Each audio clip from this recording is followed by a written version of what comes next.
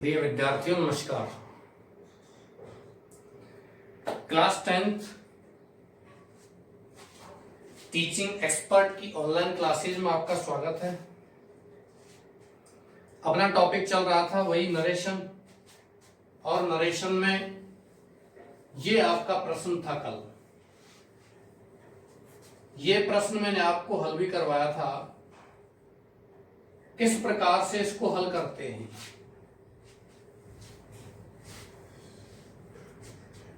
फिर से लेते हैं।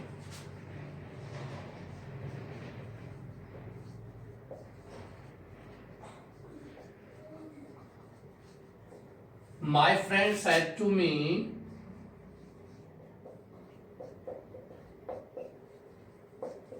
let's listen to the radio. मेरे मित्र ने मुझसे कहा let's listen to the radio. चलिए रेडियो सुनते हैं। ये आपका आरवी और ये आपका आरएस। आरवी को पहले चेंज करेंगे माय फ्रेंड, लेकिन वर्ब जो चेंज होती है वो आरएस रिपोर्टेड स्पीच को देख करके चेंज होती है। We change reporting verb according to reported speech. यदि रिपोर्टेड स्पीच में यहां आपका प्रश्नवाचक वाक्य है तो हम आरवी को आस्ट में बदलते हैं। कल मैंने आपको ये बता दिया था। यदि यहां ये वाला क्लॉज रिपोर्टेड स्पीच वाला क्लॉज यदि आपका इंपेरेटिव दिया हुआ है तो आरवी को ऑर्डर्ड, एडवाइज्ड या रिक्वेस्टेड में बदलते हैं। यदि यहां कोई भी सेंटेंस लेट से प्रारंभ होता है तो यहां हम इस आरवी को रिक्वेस्टेड में ही बदलते हैं। लेकिन ध्यान दीजिए, यदि आपको यहां लेटस आता है तो इस सैड टू को हम बदलते हैं सजेस्टेड टू में। मान के चलिए यहां सैड के बाद टू यानी कि ऑब्जेक्ट नहीं आता तो यहां हम भी सजेस्टेड के बाद टू नहीं लिखते। यदि आप चाहते हो कि हम यहां टू नहीं लिखें तो सैड टू को आप यहां प्रपोज्ड में भी बदल सकते हो। तब आपको प्रपोज्ड के बाद टू नहीं लगाना पड़ेगा। We do not apply to preposition after propose. कर्म क्या है आपका? मी। ऐसे वाक्य जो आरएस में लेट से प्रारंभ होते हैं उन वाक्यों में यहां लेट्स को किस में बदलते हैं? वी शुड में या दे शुड में। लेकिन उससे पहले कनेक्टर क्या लगाते हैं? दैट। अभी आपको बताया था पिछले आपके लेसन में, पिछले वीडियो में कि यहां लेट आता है या इंपेरेटिव क्लॉज होता है तो कनेक्टर या जोड़क शब्द टू लगाते हैं। क्या लगाते हैं? टू। लेकिन ध्यान दीजिए, यदि इस स्थान पर लेट्स आता है तो कनेक्टर लगाते हैं दैट। क्या लगाते हैं? दैट। क्यों? क्योंकि दैट कनेक्टर लगाने से यहां हम वाक्य को किस में बदल सकते हैं? साधारण वाक्य में। लेट्स को हम किस में बदलेंगे? वी शुड में। किस में? We should. ये मैं आपको यह बताना चाह रहा हूं, लेट्स को वी शुड में या किस में बदलते हैं? दे शुड में। लेकिन कब तो ये वी शुड में बदला जाएगा और कब ये दे शुड में बदला जाएगा, ये आपको ध्यान से समझना है। यदि आरवी में इधर आई या वी, इधर मी या अस, ये 4 प्रोनाउन हो गए, आई या वी, मी या अस।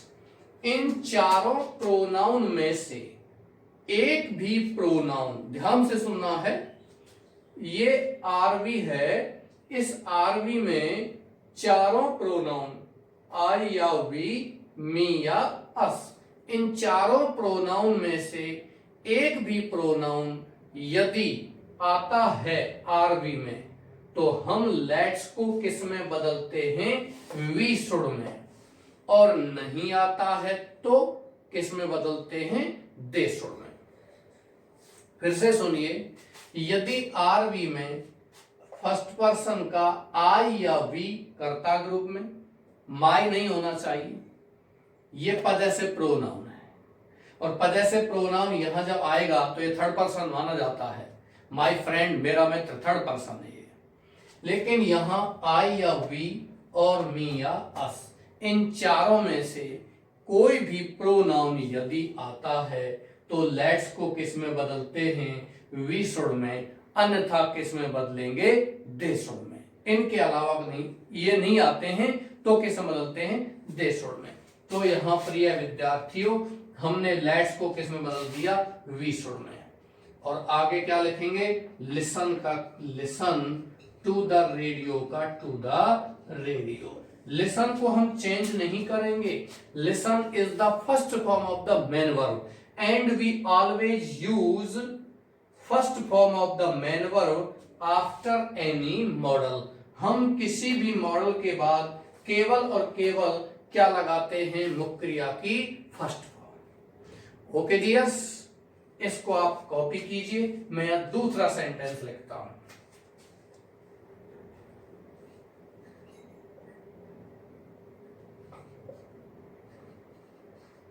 पंकज सैड, पंकज ने कहा लेट्स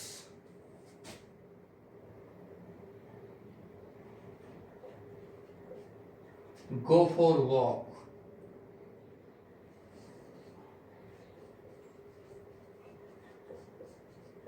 चलो घूमने चलें। पंकज का क्या लिखोगे, पंकज, और सैड को किस में बदलोगे, सजेस्टेड। यहां पीछे अब टू लगाने की आवश्यकता नहीं है। क्यों नहीं है, क्योंकि पीछे ऑब्जेक्ट यहां नहीं है, यहां भी टू नहीं है, तो हम भी टू नहीं लगाएंगे। कनेक्टर क्या लगा देंगे, दैट, और लेट्स को हम किस में बदलेंगे, दे शुड में। किस में, दे शुड में। क्यों, क्योंकि यहां आपका फर्स्ट पर्सन में आई या वी और यहां मी या अस, इन चारों प्रोनाउन में से एक भी प्रोनाउन दिया हुआ नहीं है। दैट, दे शुड, गो का क्या लिखेंगे, गो, फॉर वॉक का फॉर वॉक। इस तरीके से आपका ये सेंटेंस कंप्लीट हो जाएगा। प्रिय विद्यार्थियों, यहां ये आपका नियम समाप्त हो गया। किसी को कोई समस्या हो इसमें तो वो कमेंट में और लिख सकता है। अब बात करते हैं अगला नियम।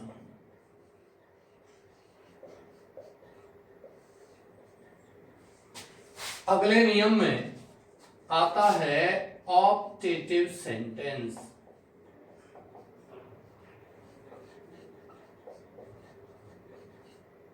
ऑप्टेटिव सेंटेंस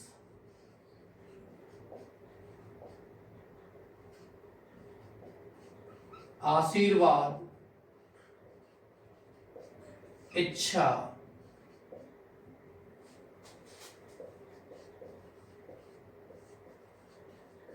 प्रकट करने वाले वाक्य, ऐसे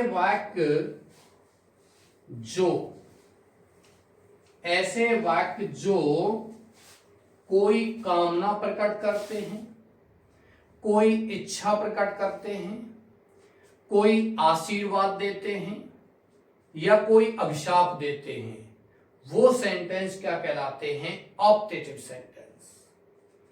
ये सेंटेंस की पहचान है ये सेंटेंस में से प्रारंभ होते हैं और पीछे आपका आता है इंटरजेक्शन। ये वाक्य किससे प्रारंभ होते हैं? में, MAY, और पीछे क्या आता है आपका? ये इंटरजेक्शन। ध्यान दीजिए, यहां में के साथ में यदि प्रश्नवाचक चिन्ह आता है तो ये अलग प्रकार का वाक्य है। ये तो मॉडल सक्रिय प्रारंभ आता है और पीछे प्रश्नवाचक चिन्ह आता है, तो सेड या सेड टू को आस्ट में बदलेंगे, कनेक्टर इफ या वेदर लगाएंगे, और वही नियम जो अपन को बताया था अपन ने पहले, वही नियम चलता रहेगा। लेकिन यदि में आता है और पीछे आपका ये चिन्ह आता है तो यहां ऑप्टेटिव सेंटेंस कहलाएगा, जिसमें कोई कामना प्रकट की जाती है, जिसमें कोई इच्छा प्रकट की जाती है। जैसे मे यू लिव लॉन्ग, तुम लंबे समय तक जियो, या आप अमर रहो। May your country live long, तुम्हारा देश अमर रहे। May you go to hell, तुम बाढ़ में जाओ। इस प्रकार के sentence, may you get success, तुम सफल हो जाओ। इस प्रकार के सेंटेंस जो हैं वो क्या कहलाते हैं? Optative sentence. कामना, इच्छा, आशीर्वाद, अभिशाप प्रकट करने वाले वाक्य। ठीक है डियर्स, तो यहां लिखिए, पहले हिंदी में लिखते हैं, यदि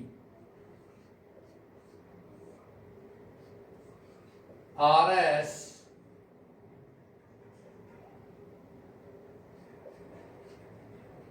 में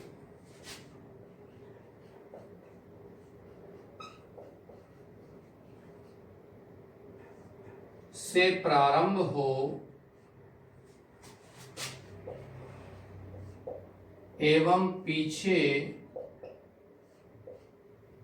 विस्मयादि बोधक चिन्ह इंटरजेक्शन आता है तो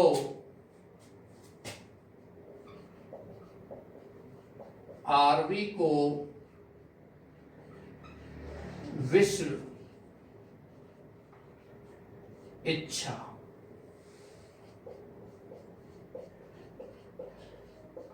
या ब्लेस्ड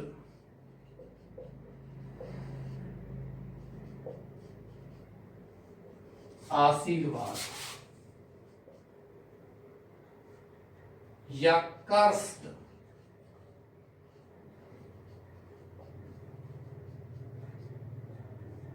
अभिशाप में बदलते हैं। एवं कनेक्टर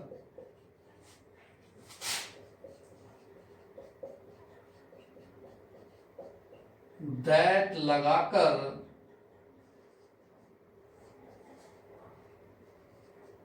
RS को साधारण बना देते हैं। प्रिय विद्यार्थियों, कमेंट भी पढ़े थे, सभी विद्यार्थी अच्छे से पढ़ रहे हैं। यहाँ कुछ गैलेक्सी एकेडमी के विद्यार्थी भी पढ़ रहे हैं, इंग्लिश मीडियम, दोनों ही लैंग्वेज में आपको यहाँ लिखा रहा हूं। सभी विद्यार्थी ध्यानपूर्वक अच्छे तरीके से पढ़िए, और जो भी कोई समस्या हो आप कमेंट बॉक्स में डाल सकते हो, या आपका व्हाट्सएप ग्रुप बनाया गया है वहां भी आप डाल सकते हो, या आप सर को फोन कर सकते हो, या आप सीधा मुझे फोन कर सकते हो कि सर ये एक विद्यार्थी ने कमेंट में डाला था आपका जो मस्ट वाला, वो मैंने आपको बता दिया कि परमानेंट रूल का मतलब होता है स्थायी, परमानेंट इफेक्ट का मतलब स्थायी प्रभाव।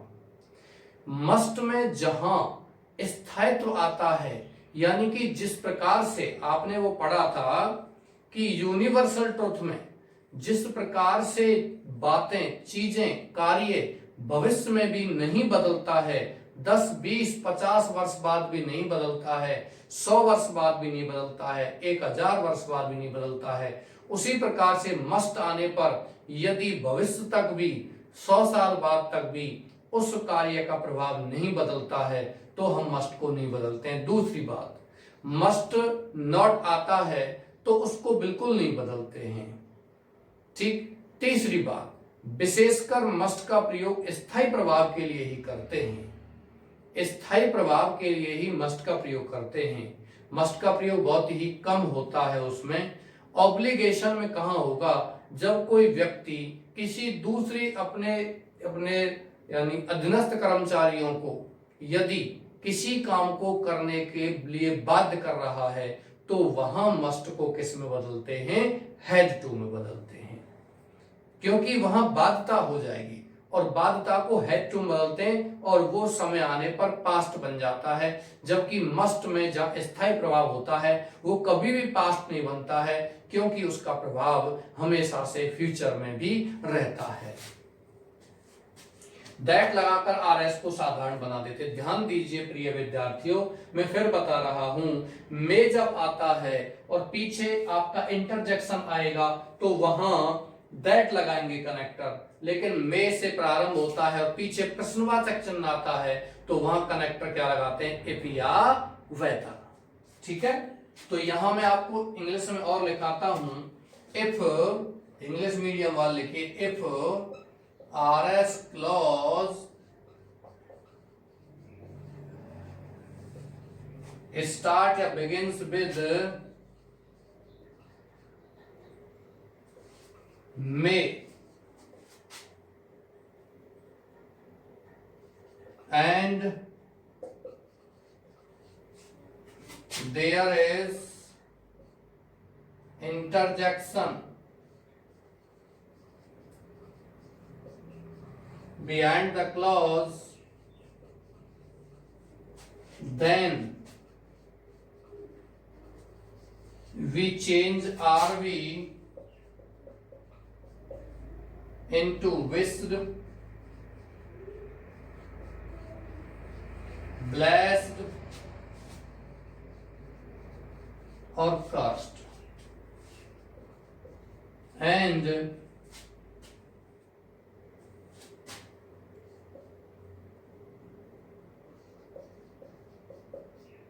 apply connector that। अब स्टॉप लगाइए। We change RS into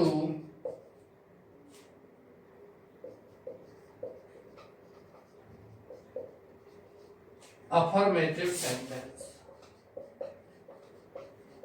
और हम RS को अफर्मेटिव सेंटेंस में बदल देते हैं। स्क्रीनशॉट लीजिए या वीडियो को पॉज करके आप इसको उतार सकते हो। ओके डियर्स, मैं यहां आपको सेंटेंस लिखता हूं, उदाहरण लिखता हूं कि सेंटेंस किस प्रकार का आता है, कैसे आपको ये चेंज करना होता है। जैसे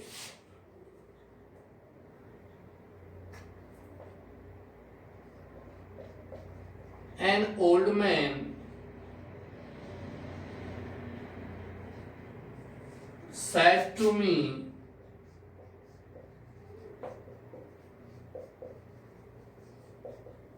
may you live long। ये आपका सेंटेंस है।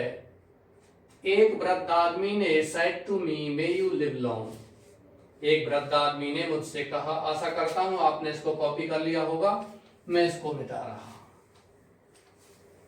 एक वृद्ध आदमी ने मुझसे कहा, मे यू लिव लॉन्ग। देखिए आरएस किससे प्रारंभ है, मे से, और पीछे आपका इंटरजेक्शन है। इंटरजेक्शन यानी कि विस्मयादि बोधक चिन्ह, इनका आगे और काम पड़ेगा इससे अगले वाले नियम में।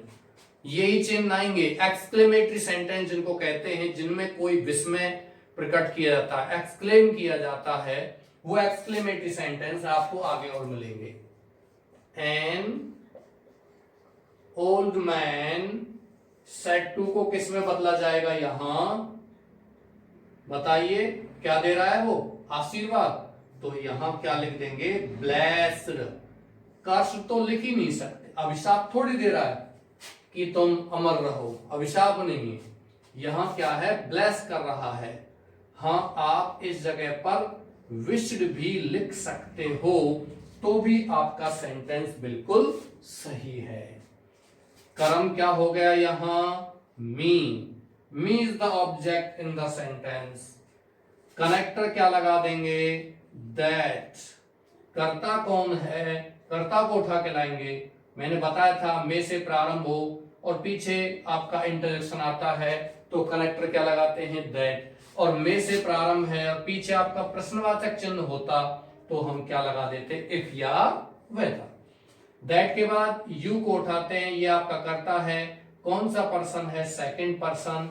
कर्म के अनुसार बदलेंगे। कर्म क्या है? मी। तो मी का कर्ता बना देंगे, क्या हो जाएगा? आई। लिव का क्या लिखेंगे? Live, sorry I. मे को किस में बदलेंगे? माइट।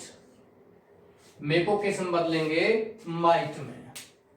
ओके डियर्स, ध्यान रखना यहां आपका यू किस में बदला है? आई में। आगे ले जाकर के पीछे क्या रह गया आपका? सहायक क्रिया यानी कि मॉडल, इसको चेंज करेंगे मे को माइट में। एक बात और, यदि आपको कोई आपके लिए आशीर्वाद दे, यानी कि जीवन जीने के लिए आशीर्वाद दे, तो वहां आप मे को कुड़ में भी बदल सकते हैं।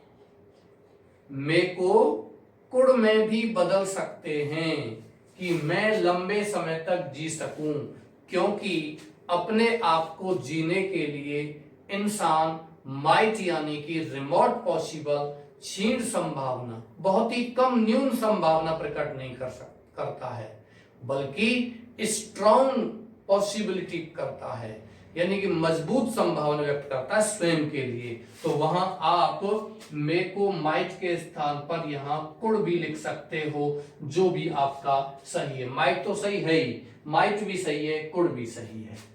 और लिव का क्या लिखोगे? लिव मुख्य क्रिया की फर्स्ट फॉर्म है। और लॉन्ग का क्या लिखोगे? लॉन्ग। मैंने बता दिया, we always use first form of the main verb after any model, and model here is might or could. You can use here first form of the main verb. live का बाद में क्या लिख देंगे? long. ये आपका एक sentence हो गया।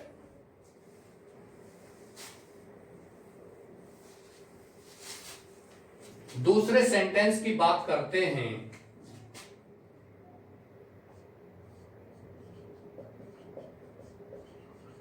A visitor said to me, एक भ्रमणकर्ता ने मुझसे कहा,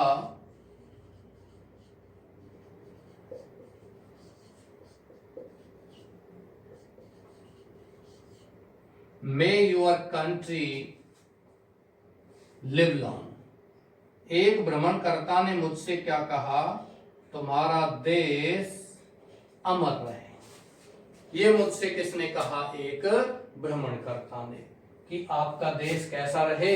अमर रहे। यहां प्रिय विद्यार्थियों वही की वही सेंटेंस है। मे से आपका प्रारंभ है और पीछे क्या है आपका? इंटरजेक्शन। ऐसी स्थिति में आप उसी नियम को यहां यूज लोगे जो नियम आपका चल रहा है पहले से। तो प्रिय विद्यार्थियों, यहां बात करते हैं मे यूर कंट्री लिव लॉन्ग। यही विजिटर को लिखोगे आप, ए विजिटर।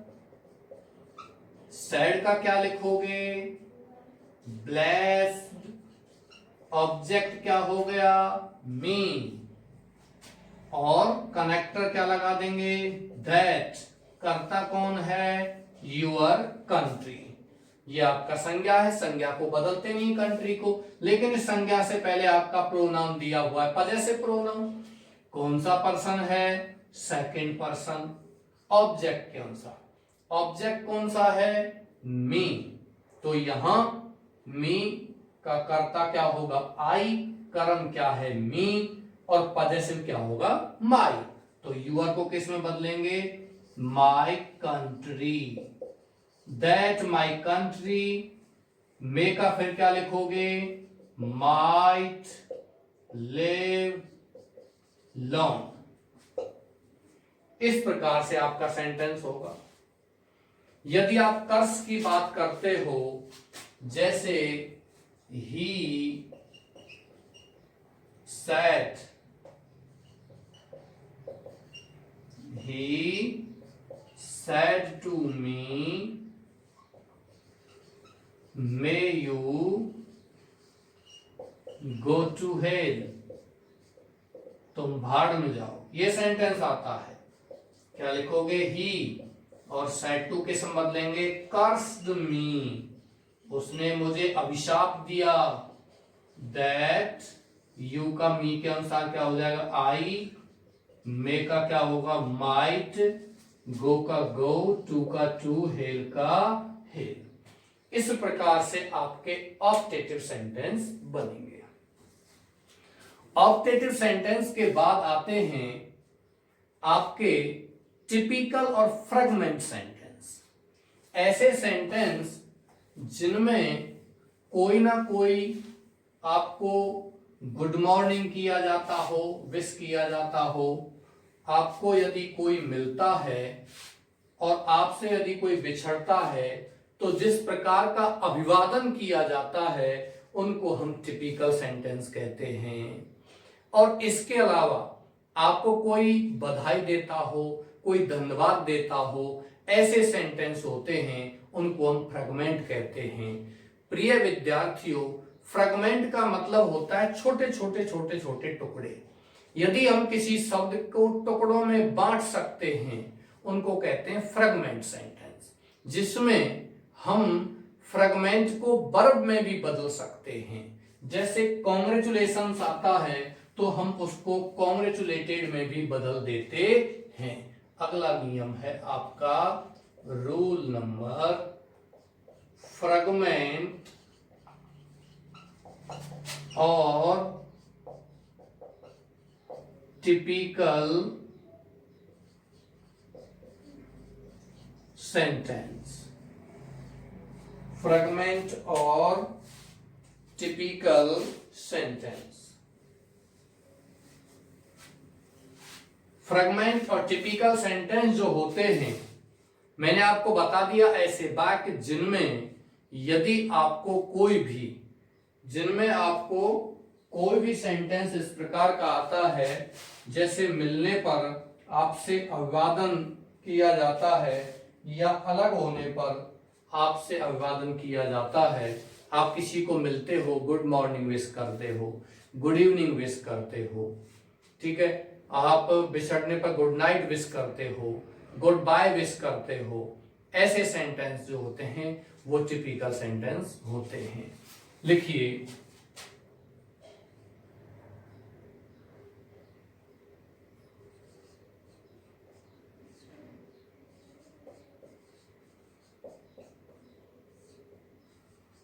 इन वाक्यों में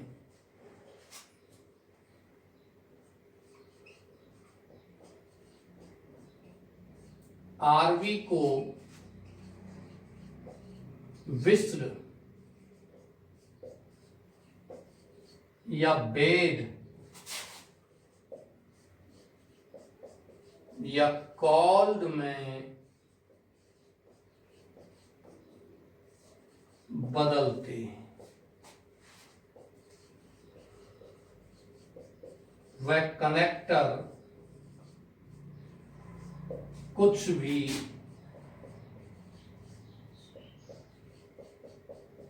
नहीं लगाते हैं। यदि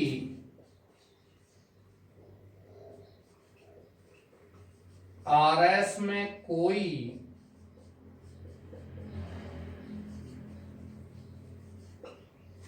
फ्रेगमेंट, जैसे कि कॉन्ग्रेचुलेशंस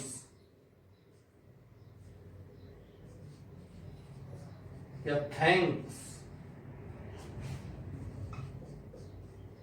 हो तो उस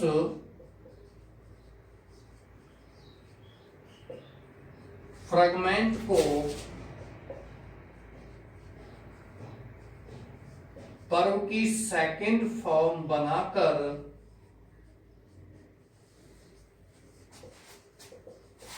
आरबी में लिखते हैं।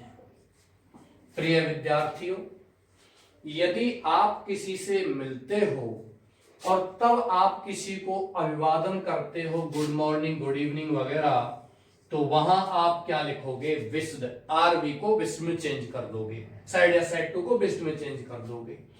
यदि आप किसी से अलग होने पर अभिवादन करते हो, गुड बाय, गुड नाइट करते हो, तो वहां आप क्या लिखोगे? बेड। ओके डियर्स, ध्यान रखिए, यदि आप किसी से मिलते हो तो गुड नाइट नहीं बोलते हैं, रात को अलग होने पर गुड नाइट विश करते हैं। और यदि आप मिलते हो तो वहां गुड इवनिंग बोलते हैं, चाहे रात के 10 बज रहे हो चाहे 11 बज रहे हो। और यदि आप किसी को किसी और नाम से बुलाते हो तो वहां कॉल्ड लिखते हैं। किसी का नाम कुछ भी है और आप उसको और कुछ संज्ञा दे रहे हो, किसी को बोल रहे हो जैसे कि धोखेबाज, किसी को कह रहे हो झूठा, तो ऐसी स्थिति में लायर, चीटर, ऐसे सेंटेंस जो होते हैं उनमें कॉल्ड लिखेंगे। यदि, और दूसरी बात, कनेक्टर यानी कि जोड़क शब्द हम ऐसे वाक्यों में कुछ भी नहीं लगाते। कनेक्टर, जोड़क शब्द ऐसे वाक्यों में कुछ भी नहीं लगाते हैं। दूसरी बात ध्यान रखिए, इन वाक्यों में यदि कोई फ्रेगमेंट दिया हुआ है, मैंने बता दिया, बधाई देना, धन्यवाद देना, थैंक यू, कॉन्ग्रेचुलेशंस, ये फ्रेगमेंट हैं, इनको हम वर्ब में बदल देते हैं। जैसे कॉन्ग्रेचुलेशंस का कॉन्ग्रेचुलेटेड कर देते हैं, थैंक्स का या थैंक यू का भी क्या कर देते हैं? थैंक्ड कर देते हैं, वर्ब की सेकंड फॉर्म बना देते हैं। ये फ्रेगमेंट हैं जो अपने शब्द को यानी कि अपने आप को चेंज कर देते हैं वर्ब के रूप में, वो फ्रेगमेंट यानी कि अपने टुकड़े कर देते हैं, वो फ्रेगमेंट कहलाते हैं। गुड मॉर्निंग आ गया तो गुड मॉर्निंग का गुड एड मॉर्निंग थोड़ी कर दोगे, गुड इवनिंग का गुड एड इवनिंग थोड़ी कर दोगे, जबकि कॉन्ग्रेचुलेशन का क्या कर दोगे? कॉन्ग्रेचुलेटेड। थैंक्स का क्या कर दोगे? थैंक्ड। इस प्रकार से लिख दोगे आप इसको। तो ये ध्यान रखना है कि यहां आपको इस फ्रेगमेंट को वर्ब की सेकंड फॉर्म बना देना है। इंग्लिश मीडियम वाले लिखिए,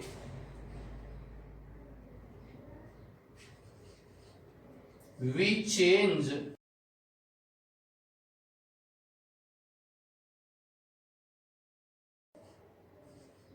RB into wished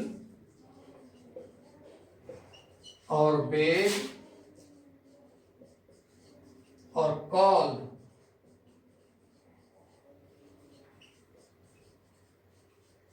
in these sentences.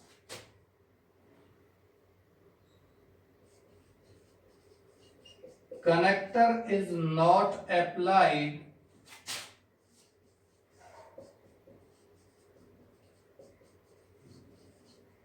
in these sentences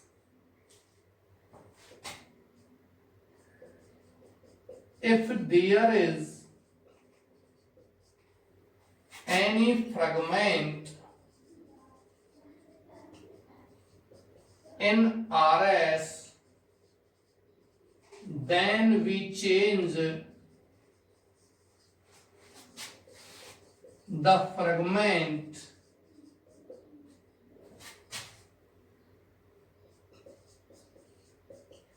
into the second form of the main verb.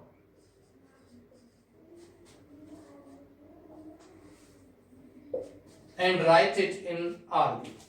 हम इसे मुख्य क्रिया की सेकंड फॉर्म में बदल देते हैं और इसे आरबी में लिख देते हैं। ओके डियर्स, प्रिय विद्यार्थियों, यहां बात करते हैं कुछ एग्जांपल्स की। What are the examples of these type of sentences, इन वाक्यों में कहां और कैसे उदाहरण होते हैं, जैसे कि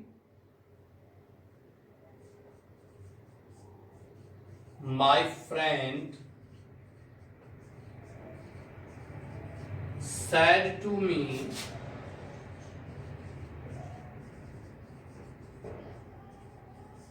गुड मॉर्निंग, मेरे मित्र ने मुझसे कहा सुप्रभात, गुड मॉर्निंग। तो गुड मॉर्निंग कब किया था, जब मिलते हैं।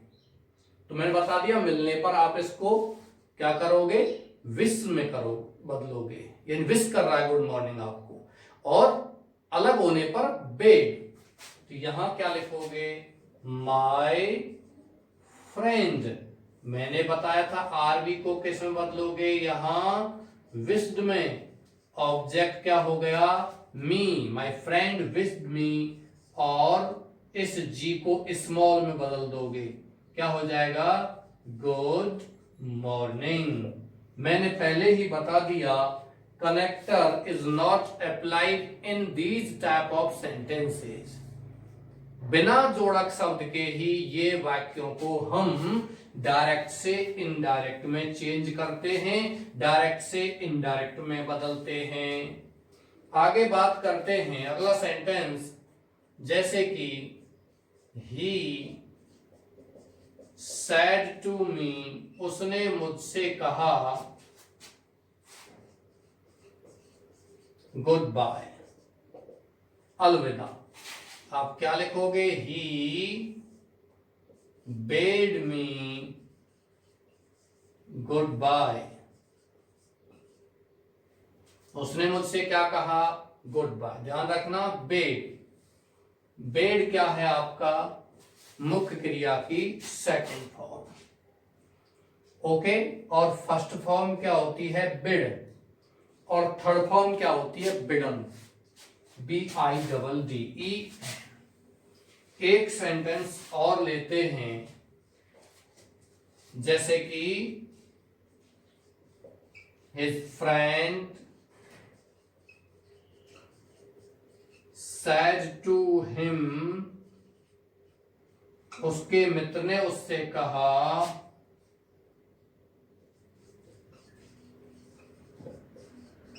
ए चीटर, धोखेबाज, ए लायर, झूठा। क्या लिखोगे, हिज फ्रेंड, सेड टू को किस में बदलोगे, हिज फ्रेंड, किस में बदलोगे बताइए, कॉल्ड, ऑब्जेक्ट क्या हो गया, हिम, ए चीटर, उसके मित्र ने उसको एक धोखेबाज पुकारा, एक झूठा पुकारा।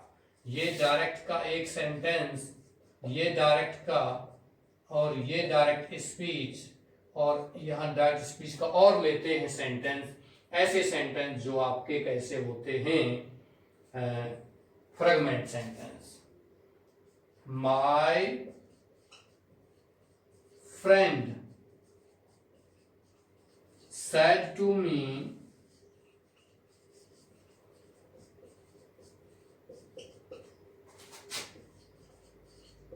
कॉन्ग्रेचुलेशंस, मेरे मित्र ने मुझसे कहा बधाइयां। तो आप क्या बदलोगे, माय फ्रेंड सेड टू को किस में बदलोगे, इस कॉन्ग्रेचुलेशंस का फ्रेगमेंट का वर्ब बना लोगे सेकंड फॉर्म, और क्या लिख दोगे, CONGRATULATED, कॉन्ग्रेचुलेटेड, और कर्म क्या हो गया, मी। इस प्रकार से आपका ये सेंटेंस बनेगा। अगले नियम पर आने से पहले इसको कॉपी कीजिए। अगले नियम पर आने से पहले मैं आपको बता देता हूं, कल यानी कि नेक्स्ट डे जो आपका वीडियो होगा, उसमें आपका ये नरेशन वाला टॉपिक समाप्त हो जाएगा, और अगला टॉपिक लेते हैं वॉइस वाला। वॉइस आप अच्छी तरह जानते हो, वॉइस का मतलब वॉच, वॉइस का मतलब वॉच, एक्टिव वॉइस और passive voice. There are two types of voice in English, one is active voice and second is passive voice. जबकि in Sanskrit there are three types of voice, एक होता है एक्टिव वॉइस, एक होता है passive voice, and third is imperial voice. तीसरा imperial voice यानी कि भाववाचक और होता है। But in English you have to study only two type of voice, one is active and second is passive. चलते हैं यहां, अगला जो नियम है वो है आपका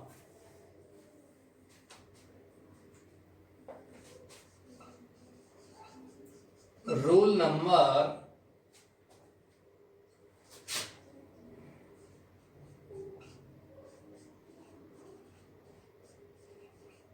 'exclamatory sentence'।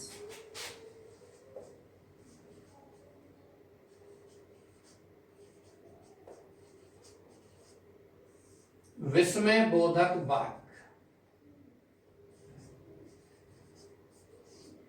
ऐसे वाक्य जो किसी व्यक्ति को विस्मय, आश्चर्य या अचंभे में भी डालते हैं, उसको बोलते हैं विस्मयादि बोधक वाक्य। ऐसे वाक्य जो अचानक से किसी व्यक्ति को आश्चर्य में डालते हैं, अचानक से प्रसन्नता में डालते हैं, अचानक से दुख प्रकट करवाते हैं, अचानक से घृणा उत्पन्न करवाते हैं, ऐसे सेंटेंस को हम विस्मयादि बोधक या एक्सक्लेमेटरी सेंटेंस कहते हैं। प्रिय विद्यार्थियों, कुछ चीजें ऐसी होती हैं जो अचानक से, ऐसे शब्द होते हैं जो अचानक से हृदय से निकलते हैं। वो शब्द कभी सोच करके नहीं बोले जाते हैं, उन शब्दों पर हम ध्यान नहीं देते हम क्या हम बोलें, वो शब्द स्वतः ही हृदय से निकलते हैं। आप कहीं जा रहे हो और आपने बहुत ही शानदार, एक बहुत शानदार बिल्डिंग, सुंदर बिल्डिंग आपने देखा है, तो आपके मुंह से अचानक ही निकल जाएगा कि कितना सुंदर मकान है। इस प्रकार से आप किसी शहर में गए हो, आप दुबई गए हो और वहां आपने बहुत ही कोई ऊंची मीनार आपने देखी है, एक बहुत ऊंचा भवन, विशाल भवन आपने देखा है, आपके हृदय से स्वतः ही ये बात निकलेगी, व्हाट इज लार्ज बिल्डिंग, कितना विशाल भवन है, कितना बड़ा भवन है। ये ऐसे शब्द होते हैं जो कभी सोचे नहीं जाते। आपने किसी दुखद घटना को सुना है तो आपके हृदय से स्वतः आ या ओ शब्द निकलेगा।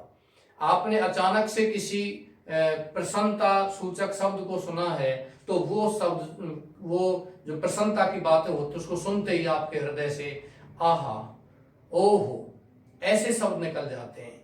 और आप दुखद बातों को सुनते हो तो दुखद शब्द जो हैं वो आपके हृदय से निकलते हैं, अचानक से निकलते हैं, उन पर हम कभी भी सोच विचार नहीं करते हैं, उनको ये नहीं सोचते हैं हम कि ये जो शब्द हैं ये किस प्रकार से कैसे बोले जाएं, क्योंकि वो जैसा हमने सुना है, जैसा हमने देखा है, उसको सुनते ही और देखते ही वो ऐसी प्रतिक्रिया व्यक्त करते हैं जो तुरंत ही हृदय से शब्दों को निकालने पर विवश कर देती है।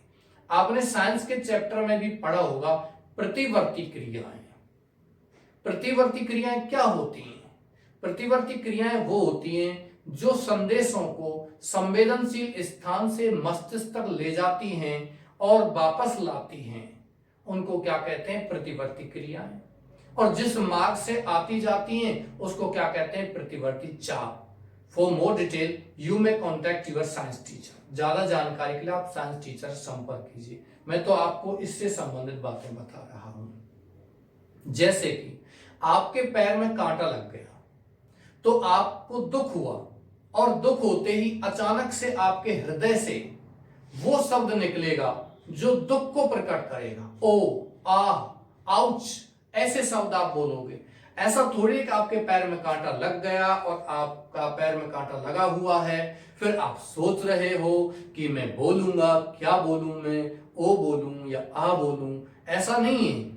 तब तक कांटा लगा रहेगा और आप सोचेंगे कि मैं क्या बोलूं, ऐसा नहीं है। स्वतः ही आपके हृदय से वो शब्द निकल जाएंगे जो दुख को प्रकट कर रहे हैं, because at that time you were feeling, you would be feeling your sorrowfulness, your जो आपका दुख है आप उसको व्यक्त कर रहे होंगे। तो ये और प्रसन्नता की बात आप सुनते हो तो प्रसन्नता को आप व्यक्त करोगे। आपका एक चैप्टर है ए हीरो, कक्षा 10 का पाठ है और उस पाठ का नाम है ए हीरो और लेखक है the greatest writer, story writer in India, name R K Narayan. South Indian लेखक है आर के नारायण, रांचीपुरम कृष्णस्वामी अय्यर नारायण, ये उसका पूरा नाम है। उसका लिखा हुआ पाठ है ए हीरो, उसमें स्वामी वाला पाठ है और एक चोर उस स्वामी के घर में आता है और स्वामी उसको काट खाता है। तो चोर अंधेरे में, जब उसको स्वामी काट खाता उसको पता नहीं चलता कौन है ये, अंधेरे में आता है चोरी करने, तो स्वामी नाम का लड़का वो उसको काट खाता है। तो वो चोर अचानक से एकदम से जोर से चिल्लाता, अयो समथिंग हैज बिटन मी, अरे किसी ने मुझे काट लिया है।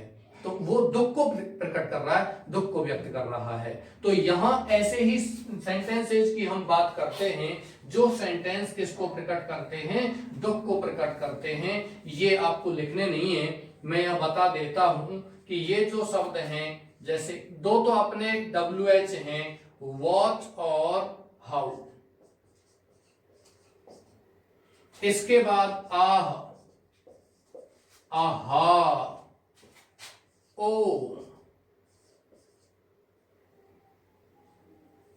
हा, इसके बाद आता है आपका अलास, दुख को प्रकट करता है।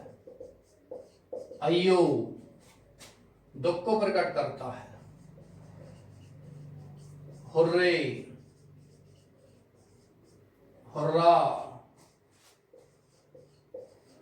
वाओ, ब्रेवो, ये ऐसे शब्द हैं जो दुख को भी प्रकट करते हैं, जो आपका क्या कहते हैं प्रसन्नता को भी प्रकट करते हैं, जो आपके क्या कहते हैं आश्चर्य को भी प्रकट करते हैं। जैसे हाउ लकी आई है, मैं कितना भाग्यशाली हूं। व्हाट ए ब्यूटीफुल फ्लावर, कितना सुंदर फूल है। इस प्रकार के सेंटेंस जो होते हैं, हुर्रे, ब्रेवो, वेल डन, शाबाश, मैंने इसका उदाहरण दे दिया है। Alas, we have lost the match, बड़े दुख के साथ कह रहे हो कि हम मैच को हार गए। Aha, we have won the war, हम युद्ध को जीत गए हैं। तो ये क्या कर रहा है, प्रसन्नता को प्रकट कर रहा है। सो डियर स्टूडेंट, मैं आज की क्लास यहीं समाप्त करता हूं। कल आपका टॉपिक है, ये बिल्कुल कंप्लीट हो चुका, ये नहीं लिखना है अभी आपको, ये अभी नहीं लिखना, मैं कल इसको लिखाऊंगा। कल आपका टॉपिक ये कंप्लीट हो चुका होगा और कल से हम दूसरा टॉपिक यहां लेते हैं और वो है आपका voice. Voice, there are two types of voice in English, one is active and second is passive. उसको शुरू करते हैं, वो आपका 2 नंबर का एनुअल एग्जाम में आता है, 4 नंबर का ये आता है। ओके डियर्स, धन्यवाद, थैंक यू।